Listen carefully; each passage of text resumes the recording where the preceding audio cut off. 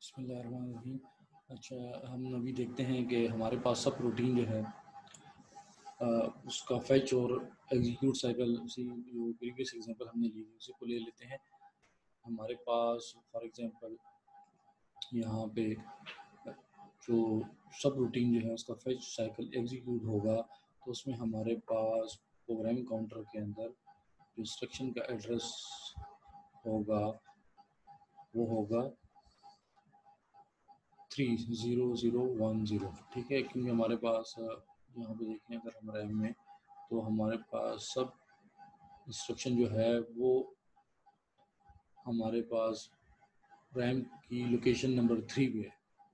ठीक है, तो इस तरह से हमारे पास ये जो सब इंस्ट्रक्शन है उसकी एग्जीक्यूशन स्टार्ट होगी, सॉरी फैच साइकिल स्टार्ट होगा।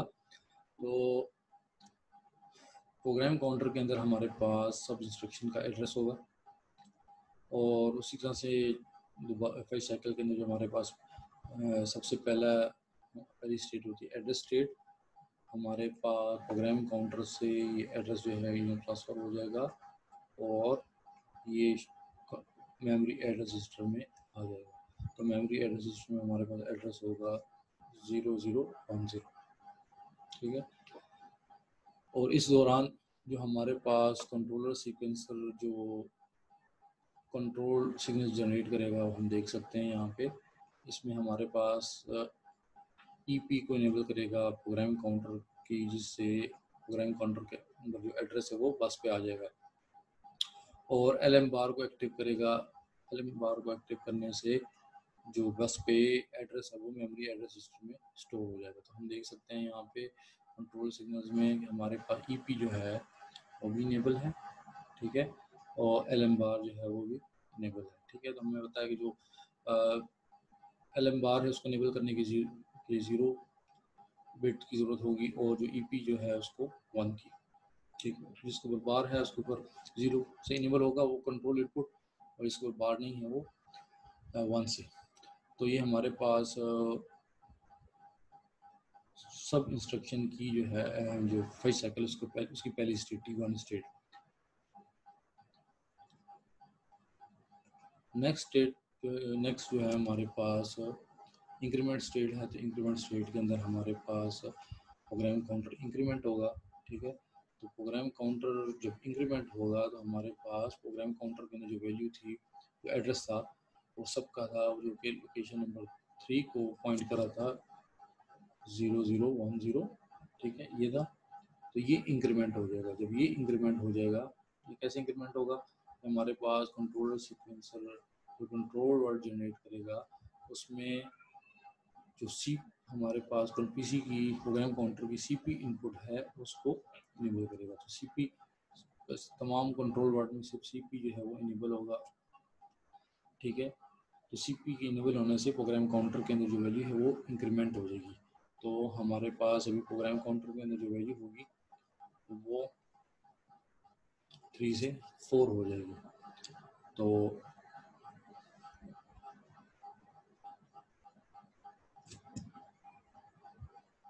सॉरी जी, हमारे पास जो सब जो इंस्ट्रक्शन है उसके जो एड्रेस है वो 3 नहीं है, वो 2 है। तो 2 से 3 हो जाएगा 0010। ठीक है, उसके अंदर जो एड्रेस है वो 2 था, 2 से अभी 3 हो जाएगा। 3 हो गया तो ये प्रोग्राम काउंटर इंक्रीमेंट हो गया, ये इंक्रीमेंट स्टेट होगी।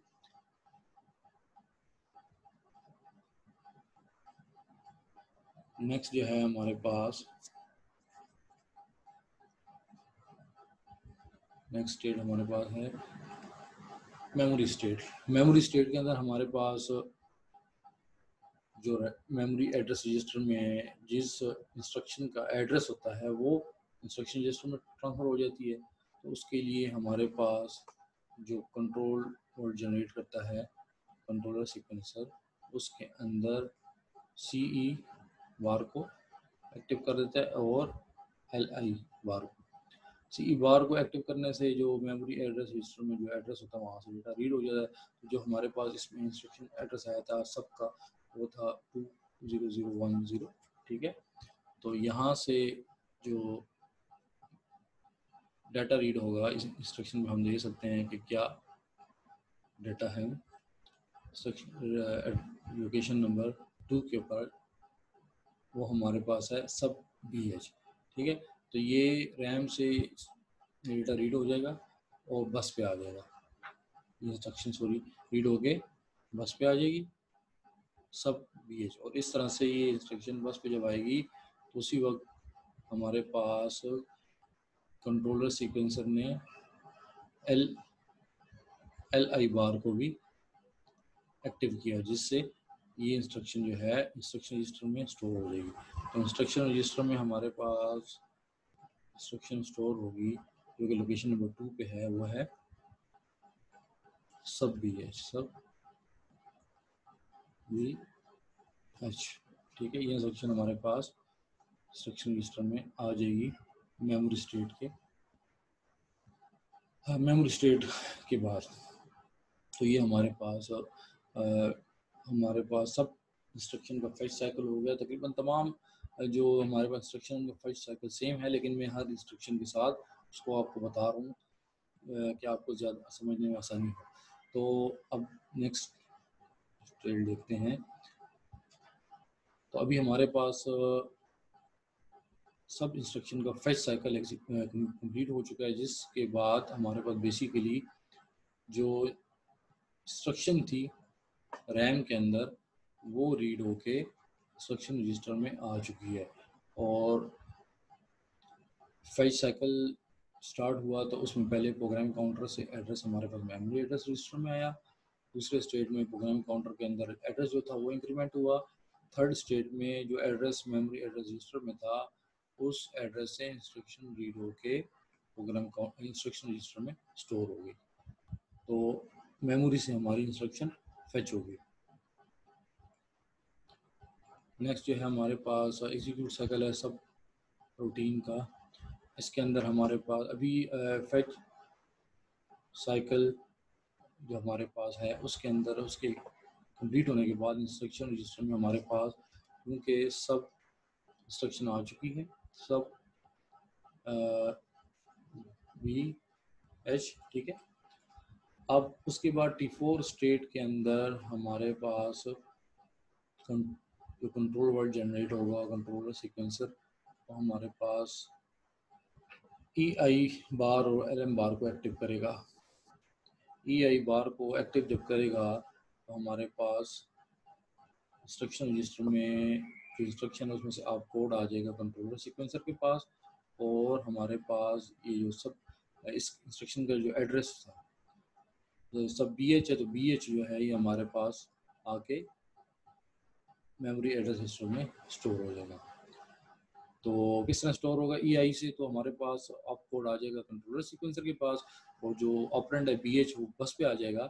उसके साथ साथ कंट्रोलर सीक्वेंसर LM बार को एक्टिव करेगा, जिससे बस के ऊपर जो एड्रेस है BH वो रीड होके एक्यूमुलेटर में मेमोरी एड्रेस रजिस्टर में स्टोर हो जाएगा। तो ये हमारे पास अभी मेमोरी रजिस्टर में आ जाएगा BH, ठीक है। तो ये हमारे पास T4 स्टेट है सब इंस्ट्रक्शन की, हमारे पास T4 स्टेट। अब नेक्स्ट देखते हैं कि इसके बाद जो है हमारे पास जो T5 स्टेट है उसके अंदर T5 स्टेट के अंदर हमारे पास जो मेमोरी एड्रेस रजिस्टर में जो एड्रेस आ गया ऑपरेंड का, वो ऑपरेंड रीड होके B रजिस्टर में जाएगा। तो उसके लिए जो हमारे पास कंट्रोल वर्ड जनरेट होगा उसके अंदर हमारे पास कंट्रोलर सीक्वेंसर CE बार को एक्टिव करेगा और LB बार को, ठीक है। तो CE बार को एक्टिव करने से हमारे पास जो मेमोरी एड्रेस में जो एड्रेस है BH, उस एड्रेस से डाटा रीड होके रैम से डाटा रीड होके बस पे आ जाएगा, ठीक है। अब बस पे डाटा आ गया तो BH लोकेशन हमारे पास ये 11th लोकेशन बन रही है, और ये हमारे पास मेमोरी में 11th लोकेशन ये 9th लोकेशन है, ये 10th और ये 11, ठीक है। तो 11 लोकेशन पे हमारे पास डेटा पड़ा हुआ है जो वो है 2H। तो ये 2H डेटा जो है ये हमारे पास रैम से रीड होके बस पे आ जाएगा और फिर इसी वक्त कंट्रोलर सीक्वेंसर जो है इसके साथ साथ जो है LV बार को जब एक्टिव करेगा तो ये डेटा जो है BH लोकेशन में 2H डेटा है, ये रीड होके बस से B रजिस्टर में स्टोर हो जाएगा। तो B रजिस्टर में हमारे पास डेटा होगा 2H। तो ये हमारे पास T5 स्टेट है सब इंस्ट्रक्शन की। उसके बाद हमारे पास नेक्स्ट इंस्ट्रक्शन में, नेक्स्ट स्टेट में हमारे पास T6 स्टेट में जो कंट्रोल वर्ड जनरेट करेगा कंट्रोलर सीक्वेंसर, वो हमारे पास ये है। इसमें दो इनपुट्स को, कंट्रोल इनपुट्स को एक्टिव करेगा। एक हमारे पास एक्टिव करेगा SU को, ठीक है। ये SU को एक्टिव करेगा तो SU जो है ये हमारे पास 0 नहीं होगा बल्कि SU यहाँ पे हमारे पास 1 होगा, ठीक है। SU 1 होगा और SU 1 होने से हमारे पास जो B के अंदर जो डाटा स्टोर है और एक्यूमुलेटर के अंदर जो डाटा स्टोर है, इन दो रजिस्टर्स के अंदर और ये जो डाटा स्टोर होगा वो आउटपुट लाइन पे मौजूद होगा। तो SU को इनेबल करने से ये ऐड हो जाएगा और बस पे रिजल्ट आ जाएगा। तो हमारे पास जो प्रीवियस जो दो इससे पहले LDA 9H और LDH इंस्ट्रक्शन जो है, इसका जो रिजल्ट आया, क्योंकि ये दोनों लोकेशन पे डेटा पड़ा हुआ है वो 2H है, तो प्रीवियस जो LDA और 9H और LDH से जो हमारे पास एक्यूमुलेटर में डेटा होगा वो होगा 4H, ठीक है। 2H को लोड किया फिर 2H को ऐड किया तो 4H हो गया, ये हमने देखा था पिछली डिस्कशन में। तो अभी हमारे पास B के अंदर जो है वो डेटा है 2H। तो एक्यूमुलेटर की आउटपुट लाइन पे 4H है और B की आउटपुट लाइन पे 2H है। तो SU को इनेबल करने से ये ऐड हो जाएगा 4H से सब्ट्रैक्ट हो जाएगा 4H में से 2H। तो बस पे हमारे पास आ जाएगा जो डेटा वो होगा 2H। 4H में से 2H सब्ट्रैक्ट हो जाएगा क्योंकि SU कंट्रोल इनपुट इनेबल है। एडिशन के लिए जो है हमारे पास EU इनेबल होगी, ठीक है। और सब्ट्रैक्शन के लिए हमारे पास SU इनेबल होगी और ये जो EU है हमारे पास ये हमारे पास 0 होगी, ठीक है। ये EU हमारे पास 0 होगी इसमें, ठीक है।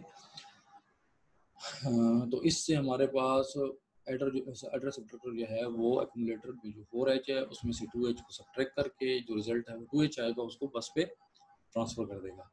और इसी वक्त जो है हमारे पास दूसरे जो LA बार जो है वो एक्टिव होने की वजह से ये जो बस पे 2H रिजल्ट कैलकुलेट होके आया है वो आके एक्यूमुलेटर में स्टोर हो जाएगा और एक्यूमुलेटर में अब जो अपडेटेड डेटा होगा, जो रिजल्ट होगा वो होगा 2H। तो ये हमारे पास सब इंस्ट्रक्शन का फेच और एग्जीक्यूट साइकिल हो गया और हमने देख लिया कि सब इंस्ट्रक्शन की और ऐड इंस्ट्रक्शन में सिर्फ इतना फ़र्क है कि सब इंस्ट्रक्शन जो है उसकी T6 स्टेट में हमारे पास जो कंट्रोल वर्ड जनरेट होता है उसमें EU की बजाय SU वाली कंट्रोल इनपुट जो है वो इनेबल होती है, ठीक है, जिससे हमारे पास सब्ट्रैक्शन का ऑपरेशन परफॉर्म होता है। नेक्स्ट जो है वो हमारे पास आउट रूटीन हमारे पास नेक्स्ट इंस्ट्रक्शन है, आप देख सकते हैं ये। तो इसी तरह जिस तरह से सब ऐड LDA ऐड और सबके फेच साइकिल थे, इस तरह से आउट रूटीन की भी फेच साइकिल के अंदर हमारे पास जो आउट रूटीन का एड्रेस है जो कि लोकेशन नंबर 3 है वो प्रोग्राम काउंटर से शिफ्ट होगी मेमोरी एड्रेस रजिस्टर में T1 स्टेट में, ठीक है। उसके बाद दूसरे स्टेट में प्रोग्राम काउंटर इंक्रीमेंट हो जाएगा। फिर थर्ड स्टेट में हमारे पास मेमोरी एड्रेस रजिस्टर में जो एड्रेस है आउट इंस्ट्रक्शन का उस एड्रेस में से इंस्ट्रक्शन रीड होके इंस्ट्रक्शन रजिस्टर में आ जाएगी, जो कि हमारे पास यहाँ पे इंस्ट्रक्शन आएगी वो होगी आउट। ठीक है,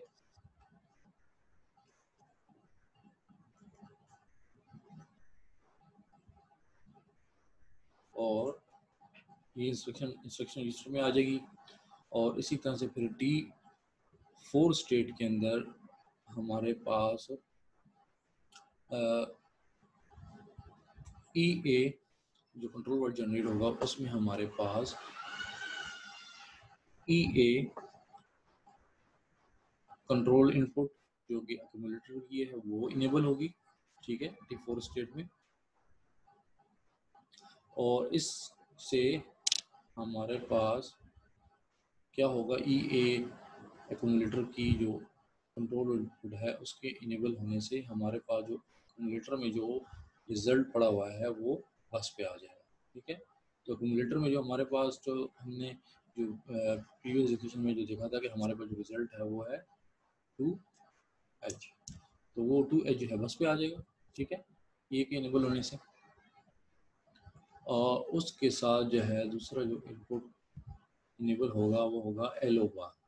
तो हमारे पास क्योंकि बस के ऊपर रिजल्ट अवेलेबल है, तो ये जो कैलकुलेटेड रिजल्ट है ये बस से आउटपुट रजिस्टर में लोड हो जाएगा और डिस्प्ले पे नज़र आना शुरू हो जाएगा। डिस्प्ले हमारे पास जो है बाइनरी डिस्प्ले। ठीक है, तो हमारे पास T4 स्टेट में एक्यूमुलेटर से डेटा ट्रांसफ़र हुआ बस पे, और फिर बस से रीड हो गया आउटपुट रजिस्टर पे, आउटपुट रजिस्टर में लोड हो गया और फिर बाइनरी डिस्प्ले पे नज़र आ रहा है। ठीक है, तो इसमें हमारे पास जो दो इनपुट्स T4 स्टेट में एक्टिव होंगे EA और LO बार हम दे सकते हैं। EA भी इनेबल है यहाँ पे 1 है, और LO बार भी इनेबल है 0 से। ठीक है, तो ये हमारे पास कंट्रोल वर्ड जनरेट करेगा कंट्रोलर सीक्वेंसर T4 स्टेट में आउट रूटीन के।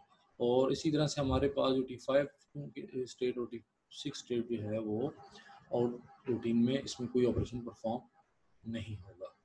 तो ये हमारे पास हमने देख लिया पूरा, जो एक एग्जांपल हमने देख ली कि हमारे पास SAP के ऊपर हमारे पास LDA ऐड सब और आउट रूटीन जो है उनके हमने फेच और एग्जीक्यूट साइकिल देख ली कि वो किस तरह से स्टेप बाय स्टेप उसमें कौन कौन से स्टेट्स आती हैं और हर स्टेट में कौन कौन सा कंपोनेंट काम करता है। कंट्रोल सीक्वेंसर किस तरह से तमाम कंपोनेंट्स को कंट्रोल करता है।